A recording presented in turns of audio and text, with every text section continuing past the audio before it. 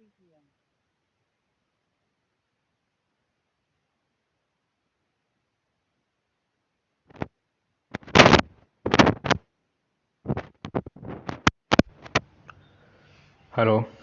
नमस्कार प्यारे अभ्यर्थियों, स्वागत है आप सभी का आपके अपने YouTube चैनल पर। ठीक है, जैसा कि आप देख पा रहे हो, राजस्थान जी के अति महत्वपूर्ण और इतिहास अपना टॉपिक है। राजस्थान का इतिहास, राजस्थान हिस्ट्री, ठीक है, उससे संबंधित बहुत ही अच्छे और इम्पोर्टेंट, ठीक है, मोस्ट इम्पोर्टेंट क्वेश्चन है वो आपके सामने मैं लेकर आ चुका हूँ। तो सभी का हार्दिक स्वागत और अभिनंदन।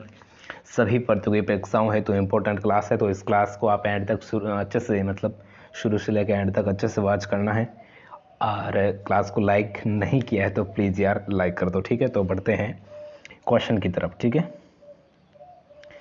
सबसे जो पहला क्वेश्चन है वो आपकी स्क्रीन पर आ चुका है कि बिजोलिया शिलालेख के रचयिता, बिजोलिया शिलालेख के रचयिता कौन था? गुणभद्र, रणछोड़ भट्ट, तेजपाल और महेश भट्ट। ठीक है, तो आप सभी को पता है बिजोलिया शिलालेख जिसके रचयिता कौन माने जाते हैं? गुणभद्र। ठीक है, ऑप्शन नंबर ए जो भी भाई बहन बता रहे हैं सभी का करेक्ट आंसर हो जाएगा। ठीक है, कमेंट बॉक्स आपके लिए खुला है, तो आप सभी साथी कमेंट बॉक्स में जो इसका जो आंसर है वो आप ज़रूर बताइए। ठीक है, नेक्स्ट देखिए कौन कौन बताता है सही। सबसे पहले मैं देखूंगा यहाँ पर। नेक्स्ट देखिए, निम्न में से किस शिलालेख में विभिन्न नगरों के प्राचीन नाम बताए गए हैं? ठीक है, जितने भी ये जो नगर है तो उनके सभी के जो प्राचीन नामों का जो उल्लेख है वो किस शिलालेख में मिलता है हमें?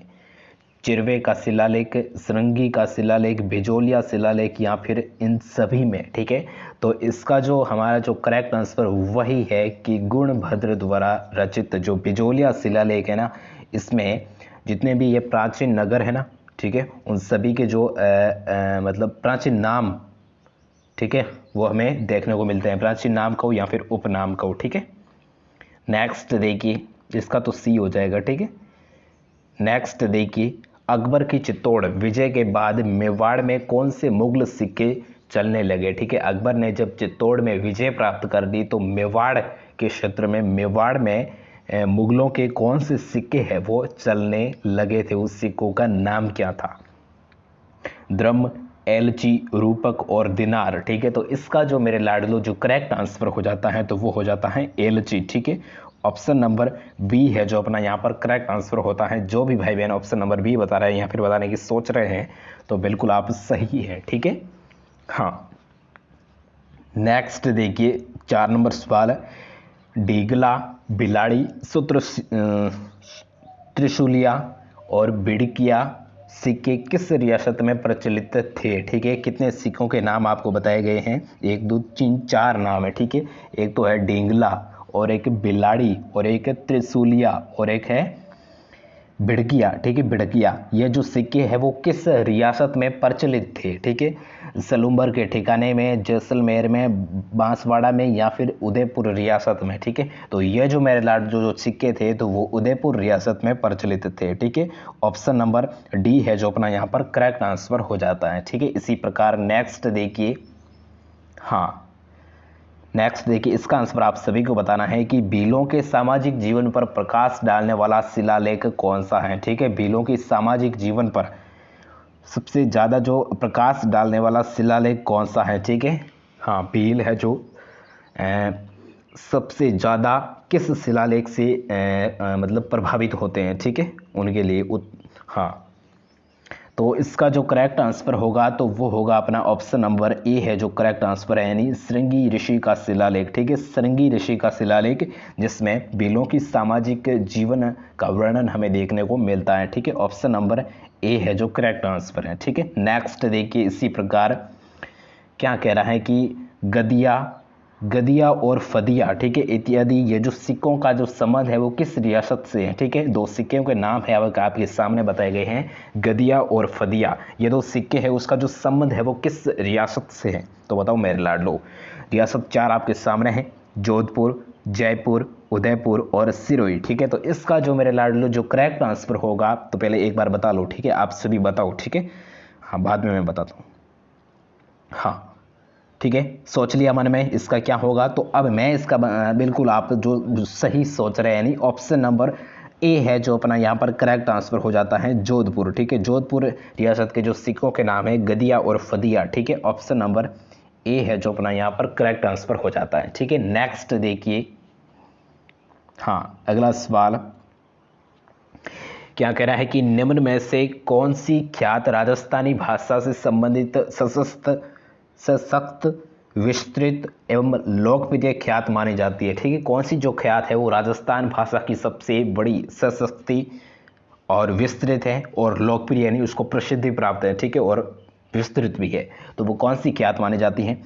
नैनसिरी ख्यात, मुंडियार की ख्यात, बांकीदास की ख्यात, या फिर जोधपुरी ख्यात। ठीक है, तो इसका जो मेरे लाडली जो करेक्ट आंसर होगा, तो आप हाँ बिल्कुल सही आंसर जो नैनसिरी ख्यात। ठीक है, ऑप्शन नंबर ए है जो अपना यहाँ पर करेक्ट आंसर है। ठीक है, नेक्स्ट देखिए,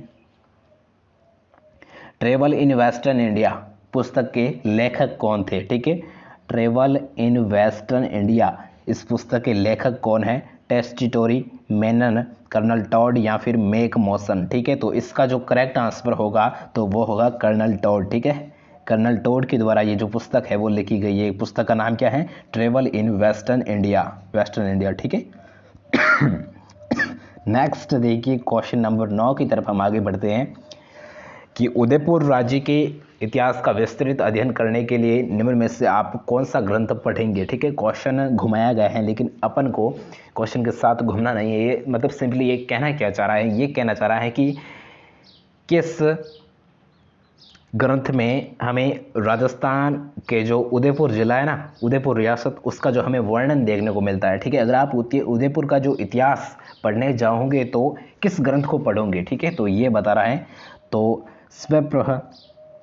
स्वप्न राजस्थान, राजस्थान का इतिहास, वीर विनोद और वंश भास्कर। ठीक है, तो हम जो कौन सा ग्रंथ पढ़ेंगे?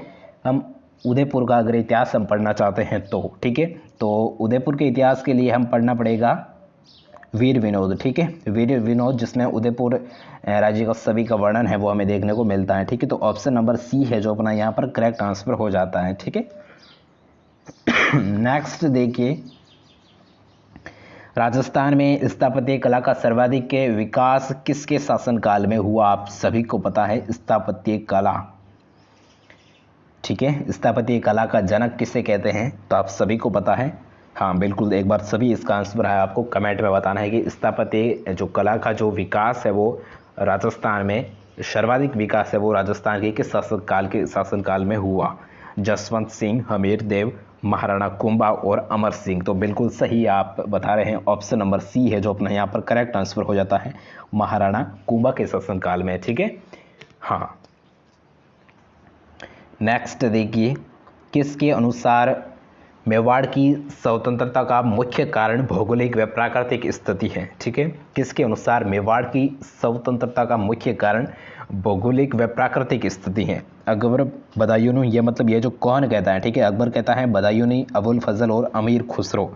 तो इसका जो करेक्ट आंसर वो है अबुल फजल। ठीक है, अबुल फजल ये कहता है कि मेवाड़ की स्वतंत्रता का जो मुख्य कारण है उसकी भौगोलिक और प्राकृतिक स्थिति। ठीक है, ऑप्शन नंबर सी है जो अपना यहाँ पर करेक्ट आंसर है। नेक्स्ट देखिए, किस कवि के अनुसार बीकानेर के राजा रतन सिंह के सरदारों को कन्या भ्रूण हत्या नहीं करने की शपथ दिलाई थी? ठीक है, बहुत ही अच्छा और इम्पोर्टेंट सवाल है कि किस कवि के अनुसार बीकानेर के जो नरेश रतन सिंह है उन्होंने सरदारों को कन्या भ्रूण जो हत्या है वो नहीं करने की शपथ दिलाई थी? ठीक है, तो श्यामल दास के अनुसार बिट्टू सूजा, बांकीदास, या फिर कवि करणीदान। ठीक है, इसका जो करेक्ट आंसर होगा तो वो होगा बांकीदास। ठीक है, बांकीदास आसिया के अनुसार। ठीक है, ऑप्शन नंबर सी है जो अपना यहाँ पर करेक्ट आंसर हो जाता है। ठीक है, नेक्स्ट देखिए, क्लास बहुत ही अच्छी और इम्पोर्टेंट है। जितने भी भाई बहन जुड़े हैं आप सभी को स्वागत और हार्दिक अभिनंदन। एंड तक आपको अच्छे से देखना है, वॉच करना है। ठीक है, बहुत ही इंपॉर्टेंट और अच्छे सवाल है। ठीक है, 13 नंबर सवाल क्या कह रहा है कि किस शिलालेख के अनुसार कछवा शासकों को रघुवंश तिलक कहा गया है? ठीक है, बहुत ही अच्छा सवाल है, रघुवंश तिलक। किस शिलालेख के अनुसार कछवा वंश को रघुवंश तिलक कहा गया है? जयपुर शिलालेख, आमेर शिलालेख, जोधपुर या फिर उदयपुर शिलालेख के अनुसार। ठीक है, तो इसका जो करेक्ट आंसर होगा तो वो होगा ऑप्शन नंबर बी, आमेर शिलालेख के अनुसार। ठीक है, आमेर शिलालेख के अनुसार जो कस्बा वंश को रघुवंश तिलक कहा गया है। ठीक है, option number B is correct answer. ठीक है, नेक्स्ट देखिए, 2.5 दिन के झोंपड़े की दीवार के पीछे लगा शिलालेख किस भाषा में लिखा हुआ है। ठीक है, 2.5 दिन के झोंपड़े के पीछे की दीवार, हाँ क्या कह रहा है कि 2.5 दिन के झोंपड़े की दीवार के पीछे लगा शिलालेख किस भाषा में लिखा गया है। तो बहुत ही अच्छा और इम्पोर्टेंट सवाल है, अवधी, संस्कृत, फारसी और राजस्थानी। ठीक है, तो इसका जो करेक्ट आंसर होगा तो वो होगा फारसी भाषा में। ठीक है, हाँ, 2.5 दिन के झोंपड़ी की दीवार के पीछे लगा जो शिलालेख है वो फारसी भाषा में लिखा हुआ है। नेक्स्ट देखिए,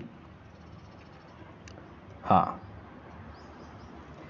किस शिलालेख ने कुंभा को दी गई उपलब्धियों का वर्णन मिलता है। ठीक है, किस शिलालेख में हमें जो महाराणा कुंभा हमने अभी पढ़ा, हाँ ठीक है, उसके शासनकाल में स्थापत्य कला का जो है वो सर्वाधिक जो विकास आप मान सकते हो। ठीक है, स्थापत्य कला के जनक के नाम से प्रसिद्ध है जो महाराणा कुंभा, उनकी जो उपलब्धियों का जो वर्णन है वो हमें किस शिलालेख में देखने को मिलता है।